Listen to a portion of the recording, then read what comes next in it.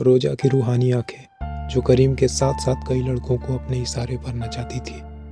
कहते हैं आंखें कुदरत की बनाई हुई सबसे नायाब चीज़ है जिससे हम सब कुछ देख सकते हैं, लेकिन अगर कोई आंखों से ही किसी को अपने इशारों पर नचाने लगे तो क्या होगा। कहानी है जोधपुर शहर से 11 किलोमीटर पर बसे रानी मार्केट की है। उस मार्केट में हुसैन का पूरा परिवार खुशी से ज़िंदगी जी रहे थे। धीरे धीरे वक्त बीतता गया। हुसैन के परिवार के बड़े बेटे करीम को बगल के रोजा नाम के लड़की से इश्क हो जाता है। दरअसल रोजा वसीकरण में माहिर थी।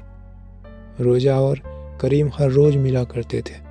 जनाब, एक रोज़ जब उन दोनों के फैमिली को ये बात पता चला कि दोनों एक दूसरे को काफ़ी पसंद करते हैं, तो वो दोनों का एक साथ उनके फैमिली वाले निकाह करा देते हैं। वक्त बीतता गया, करीब 1 वर्ष बीते तो रोजा को उसी मार्केट में जफीर नाम के शख्स से दोबारा इश्क हो जाता है और वो बंद कमरे में जफीर के साथ करीम के नाम मौजूदगी में संबंध बना रही होती है कि तभी करीम के बूढ़े माता पिता रोजा का दरवाज़ा खटखटाने लगते हैं। रोजा डर जाती है और दरवाज़ा जैसे ही खोलती है, जफीर उनके सामने से घर के दरवाजे से बाहर निकलकर भाग जाता है। ससुराल वालों को यानी करीम के माँ और पिता जैसे ही रोजा को ये गंदी हरकत करते देखते हैं, उसके गाल पे थप्पड़ मार देते हैं और उस दिन रोजा का अपने सास ससुर से बहुत ज़्यादा अनबन हो जाता है।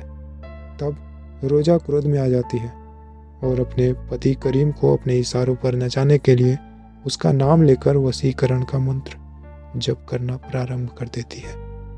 जनाब, रोजा ने अपने पति को इस कदर अपने बस में कर लिया कि करीम जैसे ही घर में आया अपने पत्नी की आंखों के इशारे पर नाचने लगा और इसी का फ़ायदा उठाकर रोजा ने अपने पति करीम से अपने सास ससुर का मर्डर करवा दिया और लाश को रातों रात बगल के कब्रिस्तान में दफन करवा देती है और करीम को भी आदेश देती है कि तुम खुद को मार दो। और क्या था जनाब, बेबस करीम रोजा के वसीकरण का शिकार बन जाता है।